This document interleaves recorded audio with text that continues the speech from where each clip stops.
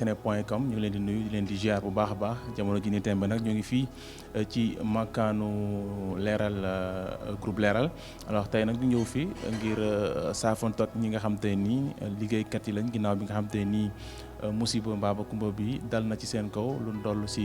ñett ci seen i agent ci seen i liggéeykat ñàkk ci seen bakkan am ñaar ñoo xam te ni ñu ngi jëlee nañ ci ay gaañu ci accident bi nga xam te nii am na ci tournée économique njiital réew mi président de la république Macky Sall tey nag ñu ñëw ngir daal di waxtaan ak yéen saafonte ak yéen waaye tamit présenté leen li nga xam te moom mu nekk suñuy condoléances ñu nekk ak ki nga xam te ni moom mu nekk Soxna Astou Diouf nekk journaliste fii ci groupe Leeral Soxna Astou nuyu nañ la. fay nañ leen waa Seneweb. Soxna Astou xibaar bi nga xam te ni dal na ci suñu kaw ñun ñëpp nan ngeen ko dundee fii. bon métti na noonu laa ko mën a waxee métti woon na c'était un peu difficile parce que dañu xëy si rek après si la ñu wax nouvelle bi c'était dur à avaler mais bon comme que nous sommes des croyants nangu nañ dogal bi voilà li si des rek mooy ñu ñaanal leen. alors bi nga yëgee nouvelle bi yow maanaam nan la dikkee lan nga yëg ci sa yaram. c'est inexplicable vraiment c'est inexplicable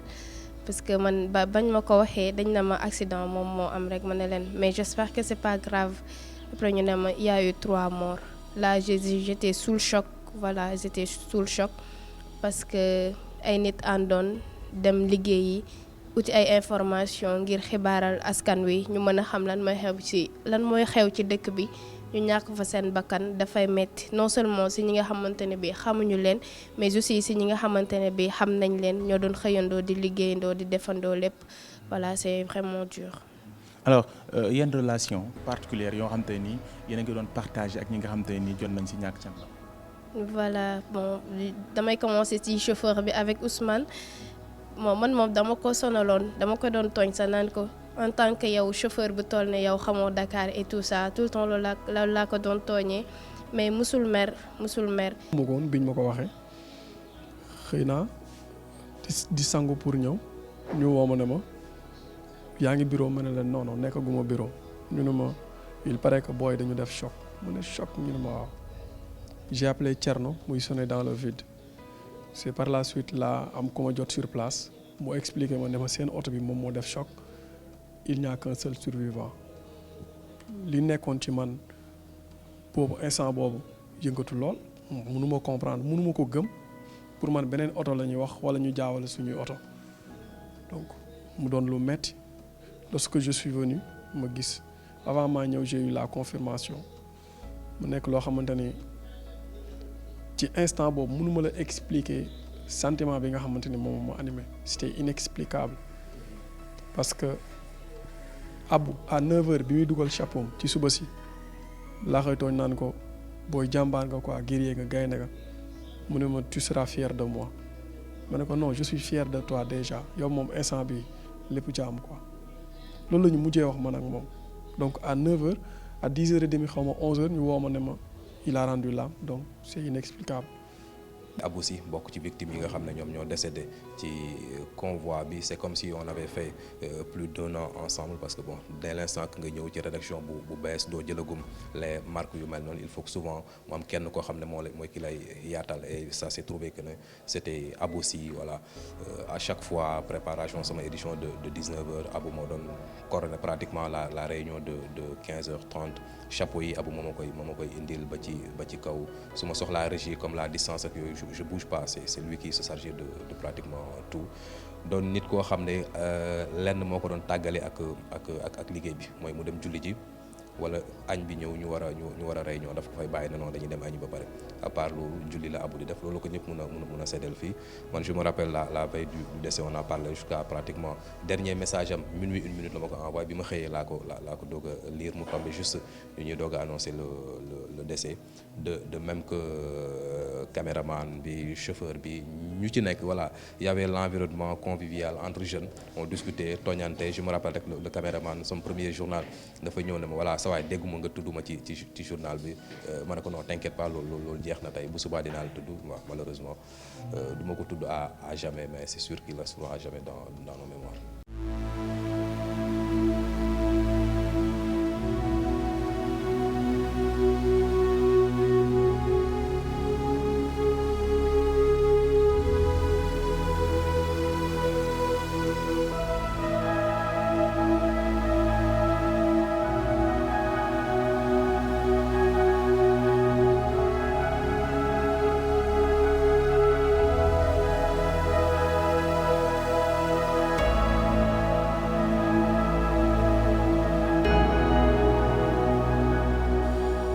après ma génn sama kër dem naani café bi ma ñëwaatee nag ci lañ ma woo di ma ko wax bon je pouvais pas y croire après sama copain bi ma toogaloon tamit ne ma mu ngi nii ñu bind ITV man ma liimal ko tur yi mu ne ma effectivement tur yooyu la ñu bind après nag ma yëkkatiwaat sama téléphone dem ci statut yi commencé gis metti woon na ma bëgg a ñëw ci saa si ma ne non su ma ñëwee day metti parce que je sais que pratiquement ay jigéen rek a fi ne dina metti quoi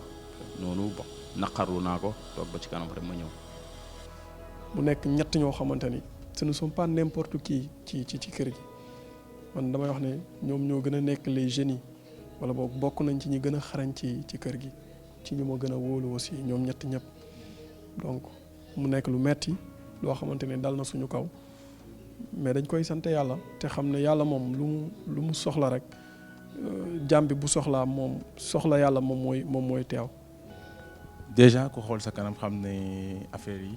laal na la lool alors ci li nga xam te ni moom moo nekk circonstances yi nga xam te ni moom la accident bi amee ba léegi am na ñu bëri ñuy posé wu question bëgg a xam nan la accident bi demee. bon d'après les informations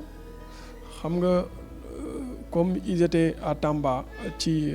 Dakar bi ci Médina Gounass bi la ñu nekkoon donc bi ñu fa jugee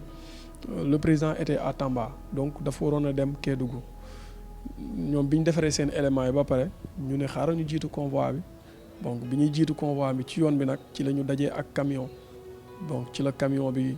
comme da doon daw allure camion bi fauché leen jugee ci yoonam fekk leen ci seen yoon donc fauché leen boo gisee oto bi ak ni mu yàqoo nga gis ak camion bi ni mu def seen kaw donc am na ci yenn image yu ma jot sax yoo xamante ni Ousmane ci jëmmi boppam dafa coincé ci oto bi donc doon def le tout pour génnee ko mu nekk lu metti donc ñu nekkoon juróom ci biir oto bi ñaar ñi ñoo ci am ay gaañu ñeneen ñi décédé sur le coup donc mu nekk loo xamante ne lu metti la mu metti lool sincèrement. Yoro aussi de même dafay mooy wax yow yaa gën a compliqué ci journaliste yi suñ jógee reportage defal ma lii voilà il était ouvert humble et tout ça en plus d'être véridique aussi il ne mâchait pas ses mots lu mu xam ne mooy dëgg te daf la ko war a wax daf la koy wax après mu jeex. Quant à Abou Sy, bon, on avait des relations particulières parce que en même temps qu'ici ñoo nekkandoo fii Leral mais aussi ñoo bokk école c'est deux faits. Même ñeneen ñi sax mën nañ ne suñu relation c'est que nañ jàmm dañuy kaf dañuy ree dañuy tooñan tamit ci bureau bi la yem. Et quant à Abou, même en dehors du bureau on parle on discute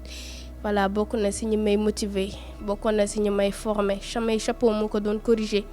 Reportage élément bu mu mënti def dafay ñëw déglu ne ma defal lii dindil lii voilà quoi à chaque fois dina ne yow tu dois avancer voilà tu es fait pour les médias voilà da lay booster daal te ni mu ko doon defee ak man noonu la ko doon defee ak les autres il nous aidait vraiment c'était un homme pieux humble drôle aussi soo gisee da ngeen ne kii il est trop sérieux mais au fond yoonam kiiwul daal nu mu tudd il est pas trop fermé en plus il est free il est généreux en ce qui concerne le partage xam-xamam daf koy partager sans souci sans problème il était sans façon on peut dire oui.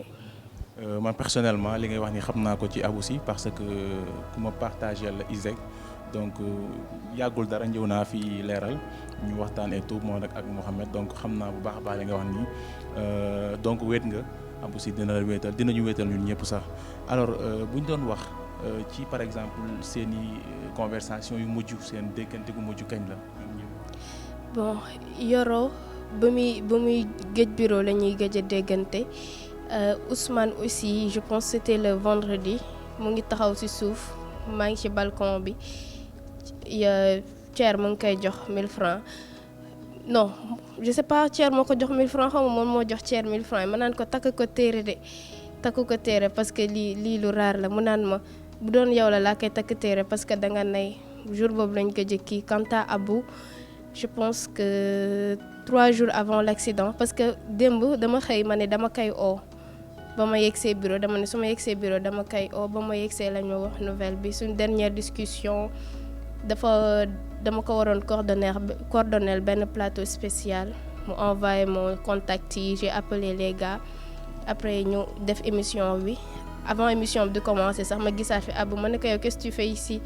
waxoon naa la jarul ngay ñëwaat je vais tout gérer mu ne ma grawul après si la ñëwee noonu rek par la suite si la ñibbee message ma ne ma je suis fière de toi